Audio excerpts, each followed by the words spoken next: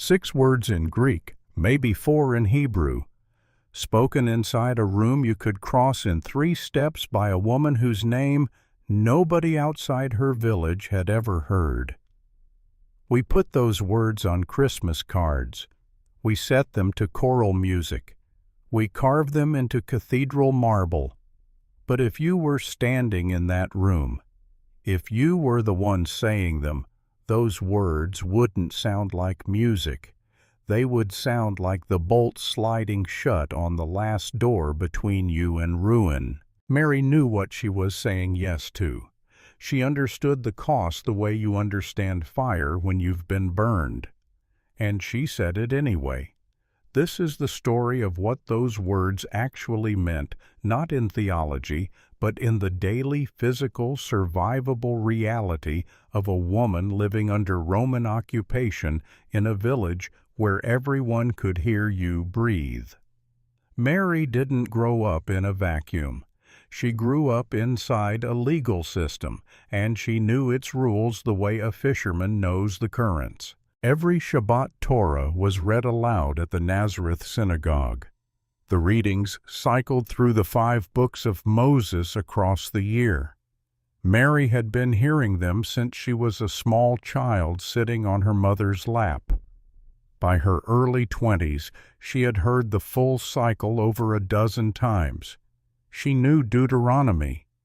Specifically, she knew chapter 22. Verses 20 through 21 describe the procedure for a bride found not to be a virgin. She could be brought to the door of her father's house, and the men of the city would stone her to death. So you shall purge the evil from among you. Now, context matters here.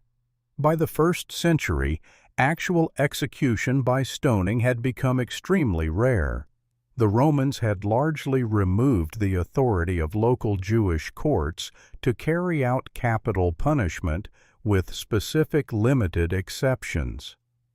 And within Jewish legal tradition itself, the conditions for execution had been restricted to the point where it was almost never carried out. The Talmud, compiled later, but reflecting attitudes that were evolving during Mary's lifetime, would record the opinion that a court that executed one person in 70 years was considered destructive. So Mary was probably not afraid of being stoned to death. That's important to establish honestly. But here's what she was afraid of, and had every reason to be afraid of everything short of death.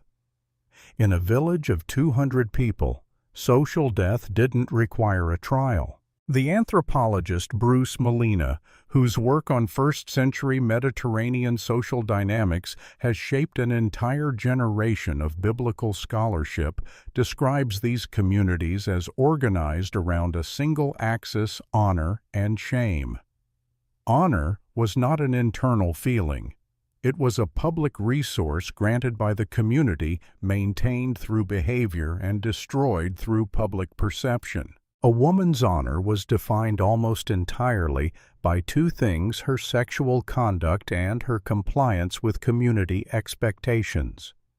A betrothed woman who became pregnant before the Nisuin, regardless of the explanation, triggered a cascade of consequences that touched every member of her family. Her father's honor damaged. The man who was supposed to guard his daughter's virtue had failed. He would sit at the synagogue under the unspoken judgment of every man who knew. Her mother's honor destroyed. The woman who was supposed to teach her daughter, supervise her behavior, keep her safe. She had failed in the most visible way possible. At the well, the other women would know. They would always know. Her siblings' marriage prospects compromised. In a system where family honor determined who would marry whom, a sister's scandal stained every brother and sister beneath her, and Mary herself.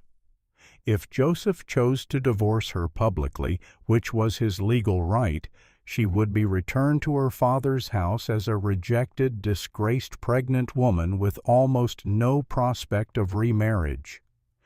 In an economy where women depended entirely on their connection to a male household for survival, this was not an abstract consequence. It was a practical death sentence played out slowly over years of increasing poverty and marginalization. This is what Mary was calculating when she opened her mouth to answer Gabriel. Not theology, survival. Read Luke 1:26-38 carefully and notice what Gabriel does not say. He does not say Joseph will understand. He does not say your family will believe you. He does not say the village will accept this. He does not say you will be protected from consequences. He announces what will happen. You will conceive and bear a son. And he explains the divine mechanism, the Holy Spirit will come upon you.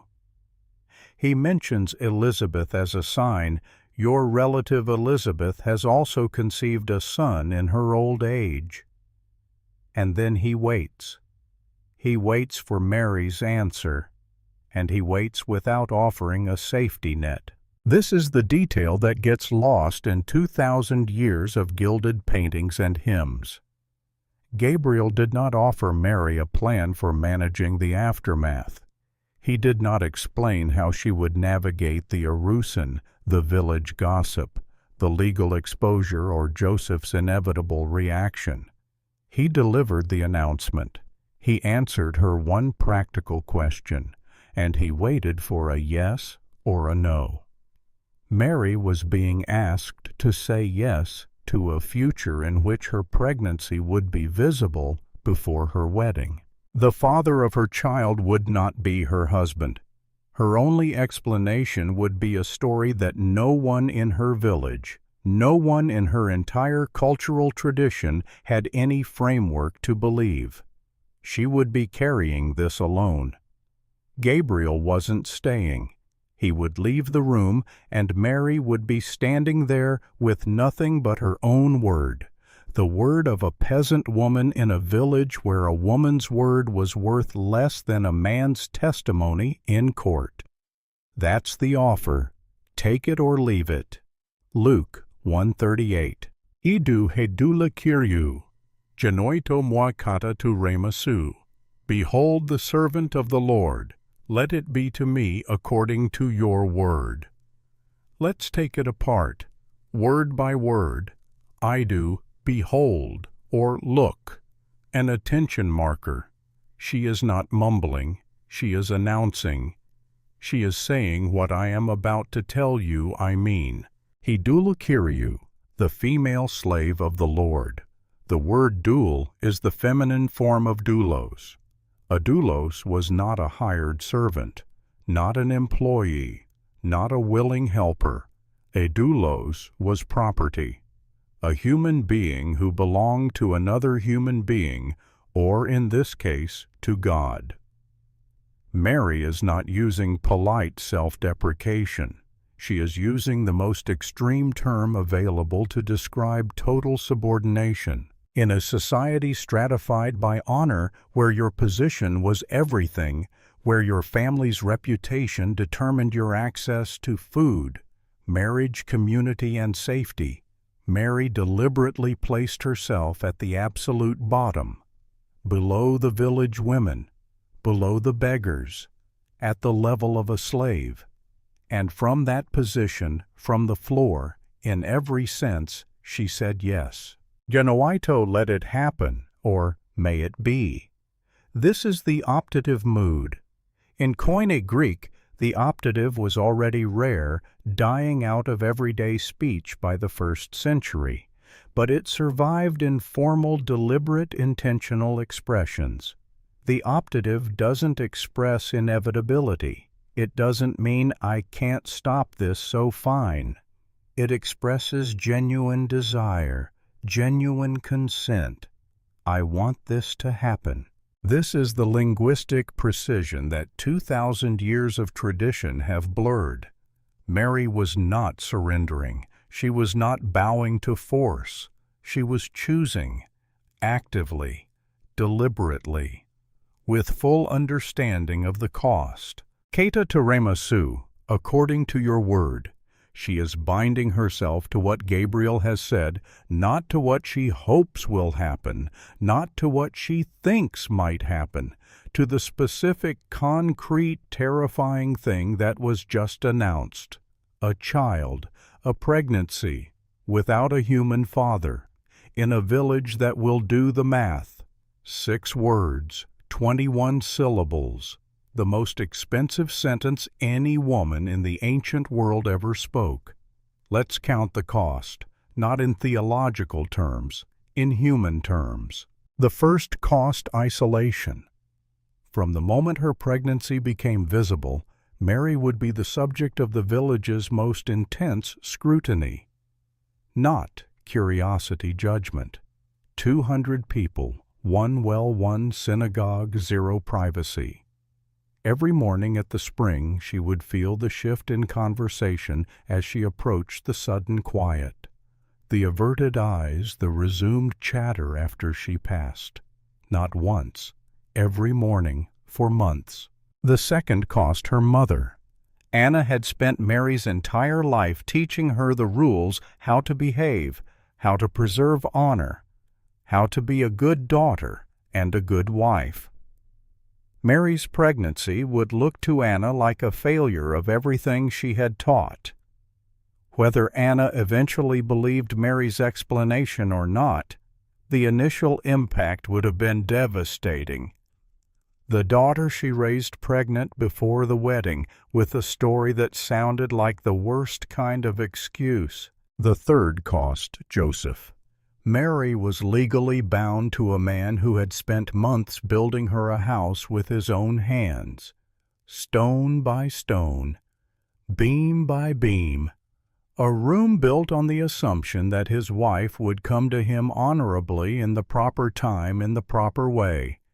And instead this, a pregnancy, not his, with an explanation that asked him to believe something no man in the history of Israel had ever been asked to believe. Matthew 1:19 tells us Joseph's reaction. He decided to divorce her quietly. Not publicly, he was. Matthew says, a just man, and he didn't want to expose her to public disgrace. But he was going to end it. The house he built would stand empty. The future he'd constructed stone by stone would be dismantled with a get-a-bill of divorce signed by 2 witnesses. The fourth cost: the permanent stain. Even if everything eventually worked out, even if Joseph stayed, even if the wedding happened, even if the child was born, the whisper would never fully die. In a village of 200 people, institutional memory is long. Remember when Mary was pregnant before the wedding. Remember the story she told. That whisper would follow her for the rest of her life. It would follow her son. It would follow them all the way to a synagogue in Nazareth 30 years later, where the hometown crowd would say about Jesus, "Isn't this the tecton's son?"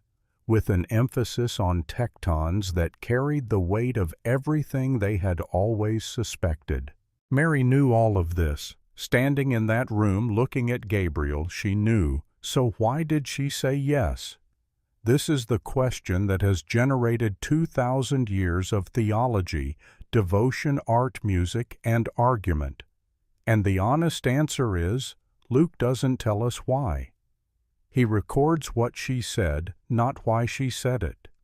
Her internal reasoning, her motivation, her thought process, her private negotiation between fear and faith is not in the text. What we can say is what the text shows us. It shows us a woman who understood the legal system she lived inside because she had heard it read aloud every Shabbat of her life.